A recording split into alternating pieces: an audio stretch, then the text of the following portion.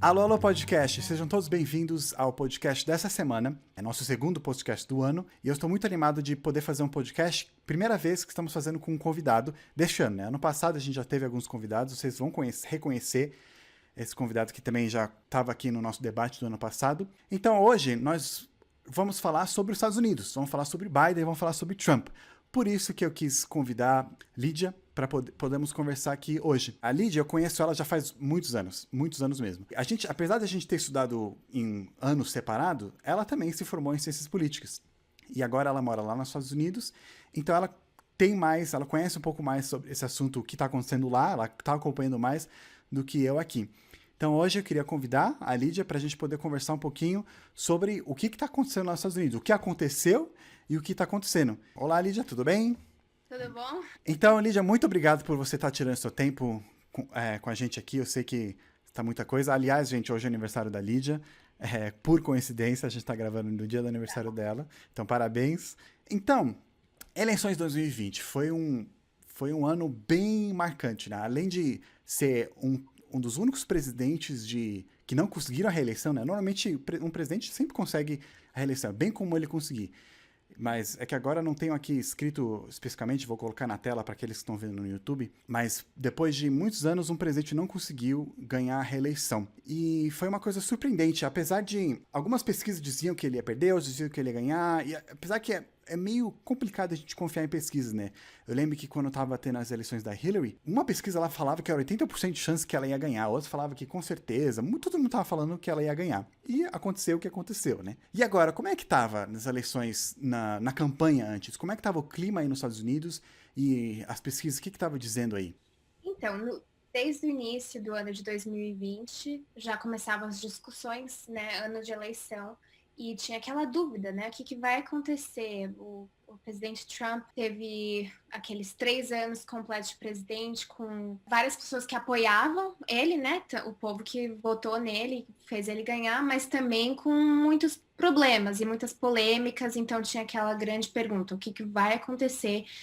Foi uma eleição bem imprevisível, mesmo com pesquisas, estudos e, né, questionários que várias organizações mandavam assim para ver que eles as pessoas achavam que iam votar, né, para quem que eles iam votar, estava bem imprevisível. E mais para o fim do ano, depois que realmente começaram as eleições e Biden era o candidato, ficou ainda aquela pergunta: o que vai acontecer? Porque, que nem você disse, né, muito raro um presidente não ganhar um segundo turno. Tinha tanta polêmica, tanto problema com o presidente Trump, ao mesmo tempo que tinha tanto apoio, que esses últimos 4 anos criou uma polarização muito grande nos Estados Unidos. Sim. Então, com essa divisão no povo, não só tinha aquela pergunta, o que vai acontecer, tá muito imprevisível, o, o país sabia que aí ia acontecer alguma coisa estranha e diferente. Então, tinha conflito, tinha Sim. raiva, tinha,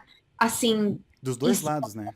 dos dois lados. Então, aqui no país, você vê na mídia, nas redes sociais, nas notícias, mesmo em reuniões, apesar que não podia reunir muito com muitas pessoas por causa da pandemia, mas dia de ação de graças, né? Famílias se juntando e tinha conflito. Sim.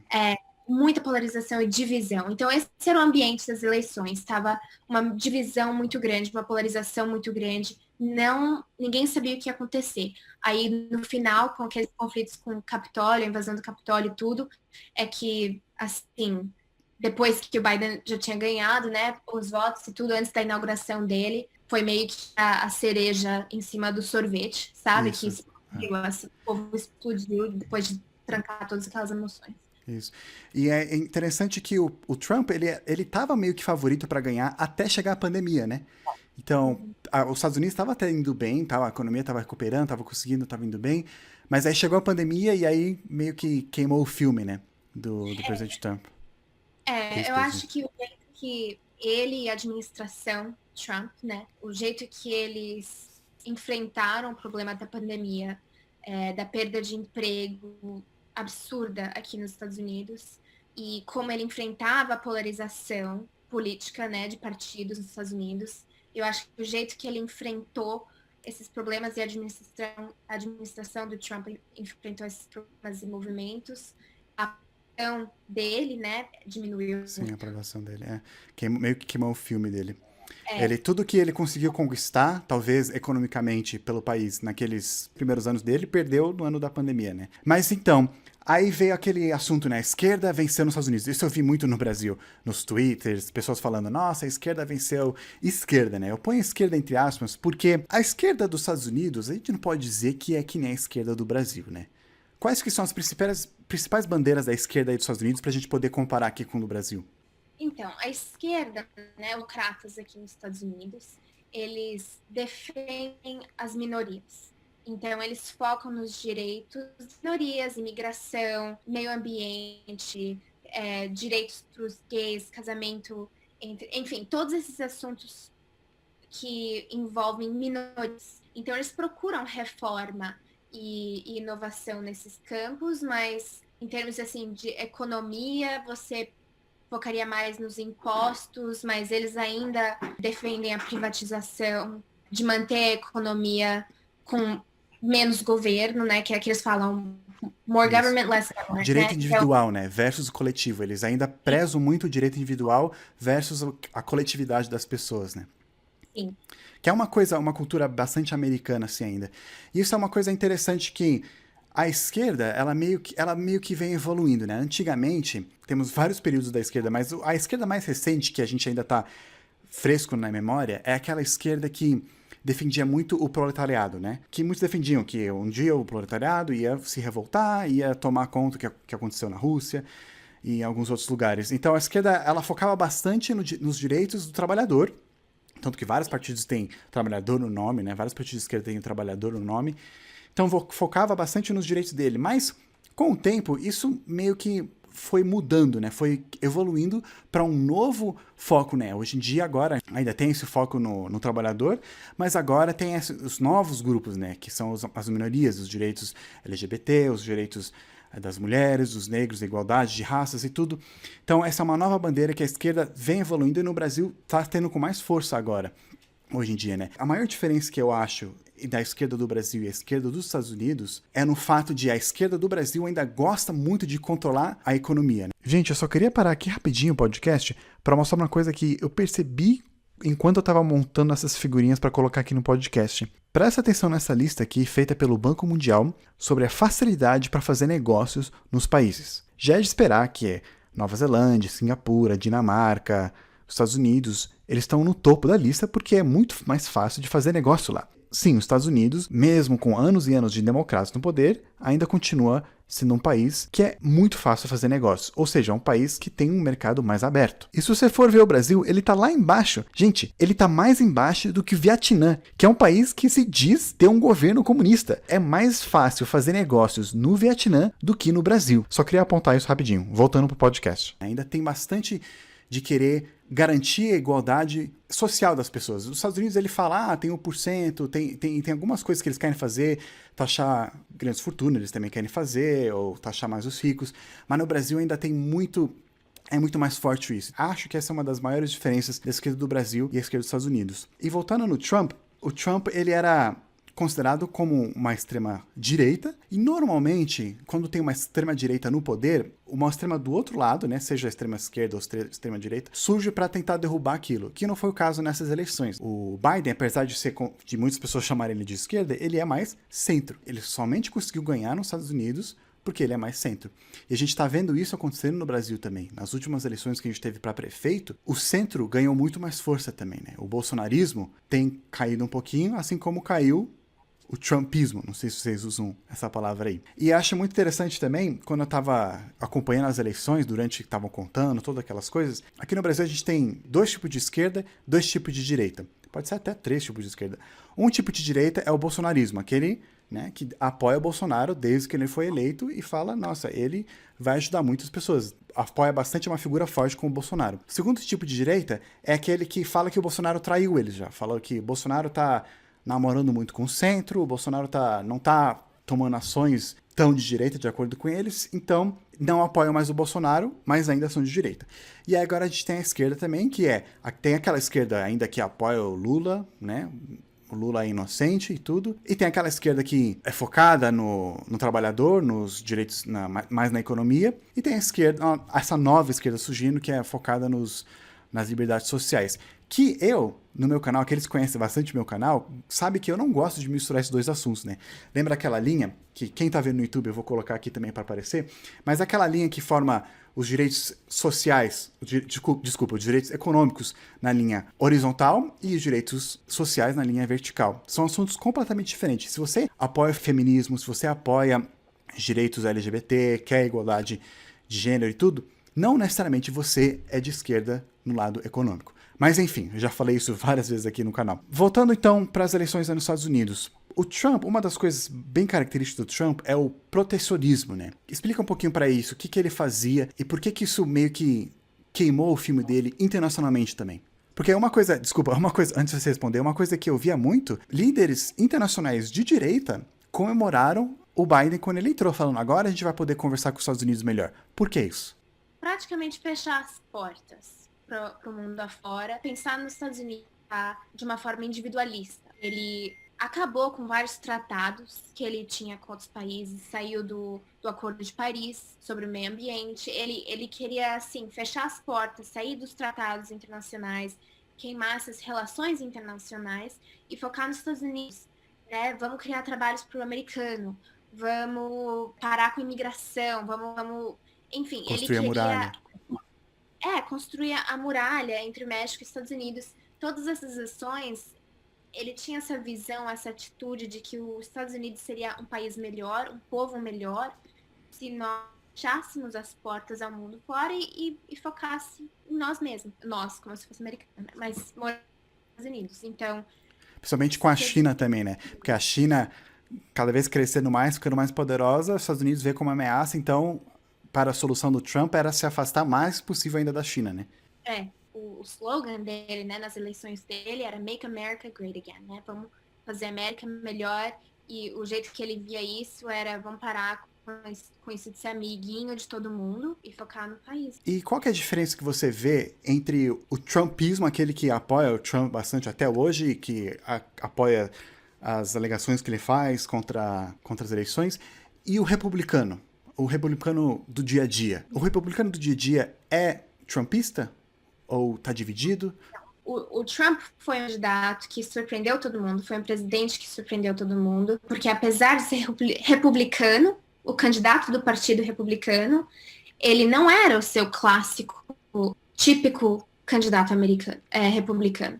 Então, ele era mais extremo que um presidente Bush, por exemplo, né? Ele tinha umas ideias, tinha uma conexão, o povo através de mídias sociais, era assim, um novo cenário. Então ele não era o republicano. O presidente Trump tinha uma imagem que não cabia com esse típico perfil americano, conservador, como se diz, morais fortes. Ele não cabia nesse perfil. Então ele veio da mídia, né? Ele tinha shows de TV, ele era um homem de negócios, ele não era um político, ele não tinha um histórico de trabalhar com a administração pública, né? Sim. E governo. Os próximos passos para ele tá sofrendo um processo de impeachment, mesmo não estando no cargo, ele tá sofrendo um processo de impeachment. Muitas pessoas confundem, mas vai tirar ele do poder por quê? Mas não é para tirar ele do poder, né? É para evitar que ele volte, porque aí ele vai ser impedido de voltar a se tornar um político de novo. E você acha como que as coisas estão mais favoráveis a impeachment ou vai ser mais difícil?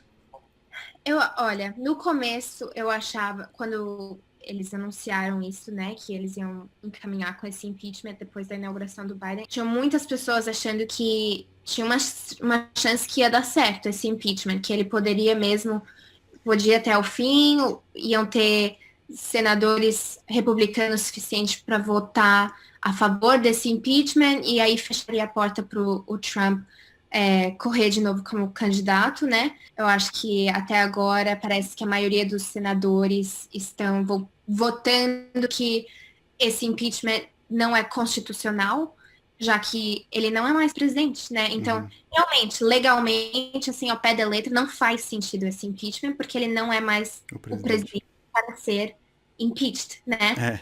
Tem esse outro lado, né, dos senadores que estão votando a favor, eles deram entrada, mais ou menos, né, nesse impeachment, ele era o presidente, e que foi um absurdo a invasão do Capitólio acontecer por causa das ações dele, da motivação dele, né, de encaminhar o pessoal pro Capitólio, e que isso serve como um castigo mesmo e deter ele de correr de novo como presidente. Então, não sabemos, né? Mas eu acho que não vai acontecer. Para aquelas pessoas que não lembram, o primeiro impeachment que ele passou na Câmara e depois não passou pelo Senado, o motivo principal era toda aquela conspiração que tinha, que ele estava fazendo para tentar evitar que o outro ganhe poder, junto com a Rússia interferindo nas eleições, enfim.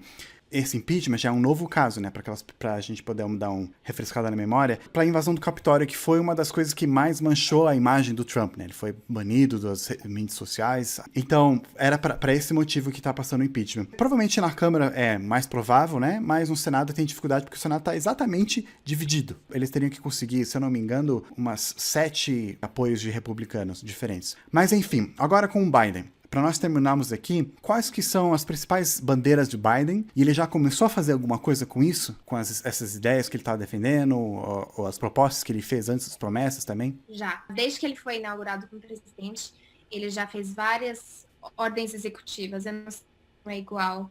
No Brasil seria decretos, que são alguns comandos, decretos que o presidente faz sem precisar da aprovação do Congresso, que podem ser tomadas imediatamente, né? Podem fazer valer imediatamente. Então, ele já fez várias. É o primeiro presidente que fez tantas ordens executivas, né, decretos, em tão pouco tempo como presidente. Então, ele está agindo e ele está cumprindo o que ele prometeu ao povo que votou nele. Eu sei que uma das coisas que ele fez foi voltar no Acordo de Paris, que o Trump tinha saído, voltou na Organização Mundial da Saúde também, que o Trump tinha saído, que é aquela organização da ONU, algumas outras coisas também. Desfez vários o Trump instituído, né, principalmente em relação à imigração, ele encerrou a construção da muralha e outras policies. Políticas, pode ser políticas. Políticas e leis que o Trump tinha instituído, ele revocou, tirou, e aí já foi implementando novas coisas também. Pessoal, eu queria aproveitar aqui rapidinho e somente mostrar para vocês algumas das ações executivas que o presidente Biden fez nos primeiros 9 dias no mandato. Tem bastante coisa, mas dá para resumir em 6 assuntos principais. São ações para reverter coisas administrativas que o Trump fez, seja nos últimos dias dele ou durante o mandato dele. Outro são assuntos voltados à mudança climática. Também temos ações para lutar e combater o Covid. Uma coisa interessante nesse é que eles estão querendo abrir as escolas, algo diferente do que a esquerda aqui no Brasil quer fazer. Outro tem a ver com políticas imigratórias. Também temos bastante ações executivas voltadas naquela linha social e algumas ações têm a ver já com a linha econômica, para ajudar algumas pessoas e aumentar ou restaurar alguns programas sociais que eles têm. E agora ele está com uma aprovação boa, eu acho que está 49%, parece baixo, mas na verdade é uma boa porcentagem para um presidente. E ele não é um presidente, que nem você falou, ele não é presidente extremo. Extrema esquerda, não é um esquerdista assim que nem a gente pensa muito no Brasil. Principalmente nos olhos de um americano, né? Eles veem o Bernie Sanders como um liberal democrata extremo, né? Bem socialista.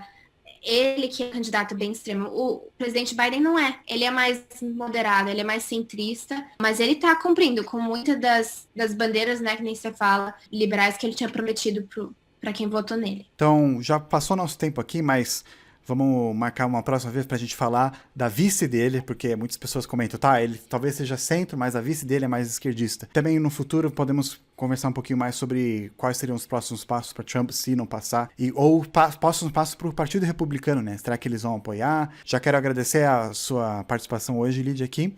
Muito obrigado. E muito obrigado, pessoas, por estarem assistindo. Não esqueça de se inscrever no canal, de visitar o podcast que estamos postando agora. Meta postar toda semana. Vídeos com animação, ou vídeos assim falando cara a cara, e também podcasts com eu falando sozinho ou fazendo algumas entrevistas. Então, vou ficar por aqui. Tchau, Lídia, e feliz aniversário de novo, e nos vemos na próxima.